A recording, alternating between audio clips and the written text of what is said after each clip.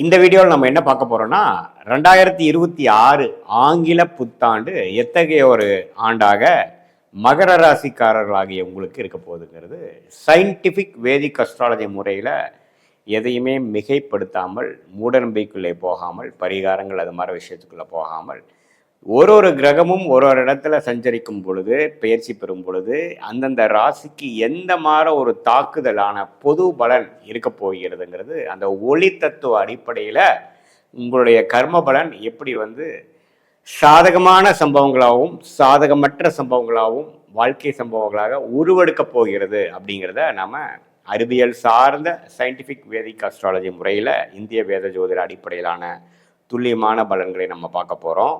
இப்போ பாருங்க, மகர ராசிக்காரர்களுக்கு 2026 ஜனவரி மாதம் பிறக்கும் பொழுதே பாருங்க, குரு 6ஆம் இடத்திலேயே தான் இருக்கிறார். குரு 6ஆம் இடத்துல இருந்து அதோட 12ஆம் இடத்தை பார்க்கிறார். சனி 7 நாட் சனி முடிந்து விட்டதுங்கிறது தெரியும் மகர ராசிக்கு. 3ஆம் இடத்துல சனி இருக்கிறார். அதே சமயத்தில் ராகு 2ஆம் இடத்திலும் கேது 8ஆம் இடத்திலும் இருக்கிறார். இதுதான் முதல் 5 மாசத்துக்கு இப்படி ஒரு அமைப்பு. ஜூன் முதல் வாரம் 2026 பாருங்க, குரு 6ஆம் இடத்தில் இருக்கக்கூடிய குரு அருமையான ஒரு பாவமாக 7ஆம் பாவத்தை ராசியை பார்க்கிறார்.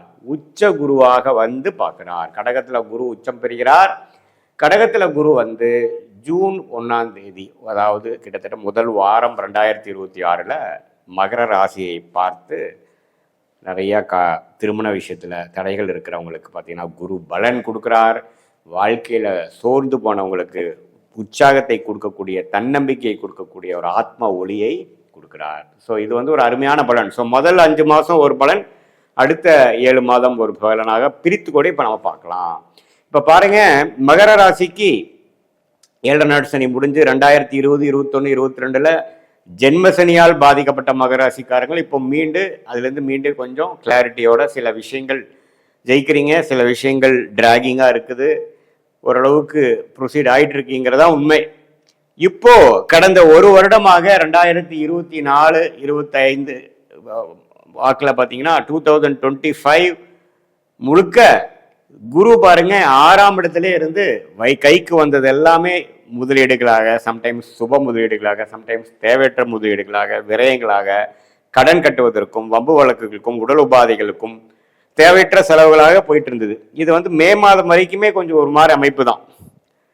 ஏன்னா இப்போ 12ஆம் இடம் என்று சொல்லப்படுகிற விரயஸ்தானத்தை குரு தன் வீட்டை தானே கனெக்ட் பண்ணும் பொழுது கையில எவ்வளவு சம்பாதிச்சாலும் சேமிக்க முடியாது.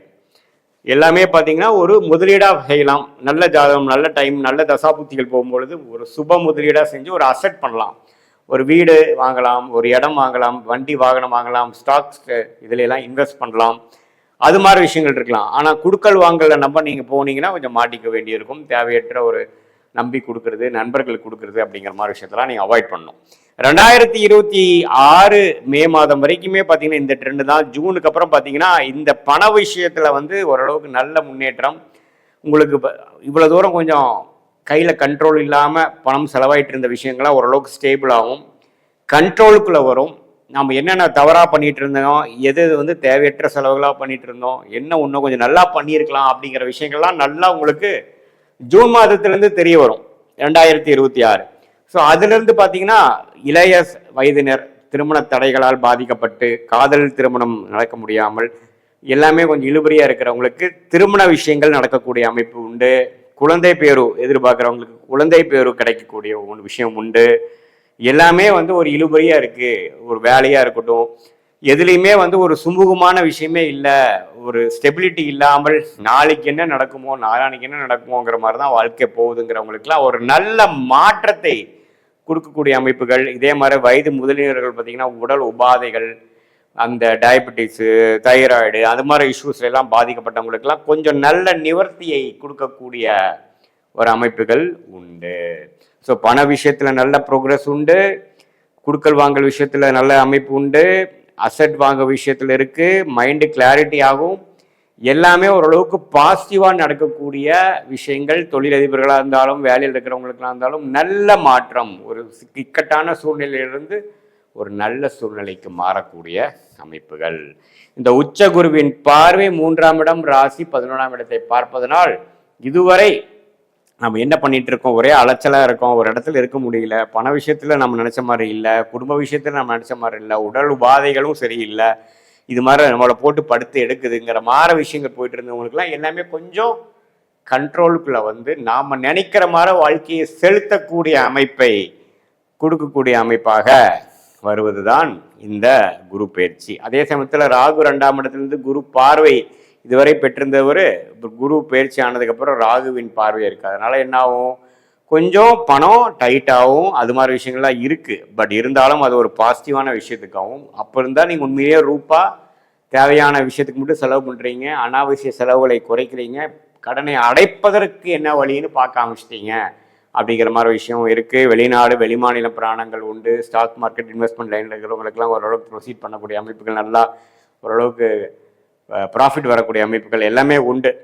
ஸோ மகர ராசிக்கு முதல் 5 மாதங்கள் சுமாரான பலன்களும், அடுத்து வரக்கூடிய 7 மாதங்கள் நீங்கள் நினைக்கக்கூடிய அந்த திட்டங்கள், நீங்கள் எந்த பிளான் போட்டிங்களோ, எது மாதிரி எதிர்பார்த்தீங்களோ அதெல்லாம் ஒன்றா நடக்கக்கூடிய அமைப்பு, மைண்டு கிளாரிட்டி கிடைக்கக்கூடிய அமைப்பு, மென்டல் ஸ்ட்ரென்த் கிடைக்கக்கூடிய அமைப்புகள், நம்ம என்ன செய்யணும் என்ன செய்யக்கூடாது எப்படி செய்யணுங்கிறதெல்லாம் நல்லாவே தெரிந்து முன்னேற்ற பாதையை நோக்கி போகக்கூடிய ஒரு அமைப்பு ஜூன் 2026 அடுத்த வரக்கூடிய வாழ்க்கையில் முன்னேறங்கள் வரக்கூடியதுக்கு வந்து ஒரு ஃபவுண்டேஷனான அடிப்படையான ஒரு அமைப்புகள் செய்யக்கூடிய அமைப்புகள் உண்டு.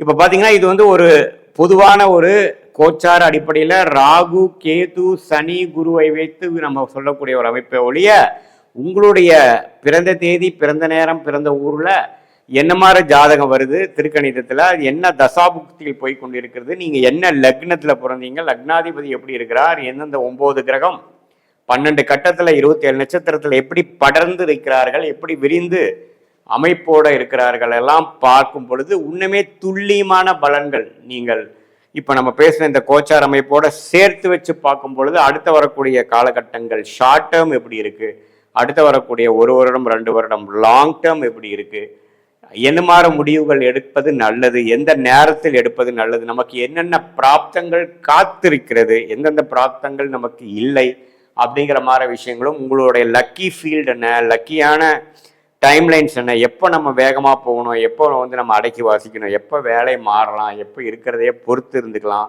எது மாதிரி விஷயங்கள் எப்போ நடக்கிற மாதிரி காமிக்குது, எந்த நேரத்தில் நம்ம அந்த மூவ் பண்ணலாம் அப்படிங்கிற இளைய வயதினராக இருந்தாலும் சரி, முதியோராக இருந்தாலும் சரி, நடுத்தர வயதினராக இருந்தாலும் சரி, இல்லத்தரசிகளாக இருந்தாலும் சரி, வியாபாரத்தில் இருக்கிறவங்களா இருந்தாலும் சரி, வேலையில் இருக்கிறவங்க, கவர்மெண்ட் ஜாப்பு, படிப்பு, ஹையர் ஸ்டடீஸ், எந்த ஒரு அமைப்பில் இருக்கிறவங்களுக்கும் ஒரு கிளாரிட்டி தெரிந்து அதுக்கு தகுந்த மாதிரி நீங்களுடைய திட்டத்தை தீட்டி நீங்கள் செயல்பட்டுவேனால் தேவையற்ற சமய விரயங்கள், தேவையற்ற பண விரயங்களை தவிர்த்து வாழ்க்கையில் எதிர்நீச்சல் போடாமல் எளிதில் நம்மளுடைய பொட்டன்ஷியல் என்ன, நம்மளுடைய பிராப்தம் என்ன தெரிந்து அதை நோக்கி நம்ம திட்டங்களை தீட்டி அதில் செயல்படுத்துமே ஆனால் வாழ்க்கையில் எளிதில் வெற்றி பெற முடியும் என்று சொல்ல விரும்புகிறேன். மீண்டும் மற்றொரு காணொலியில் சந்திப்போம். நன்றி, வணக்கம்.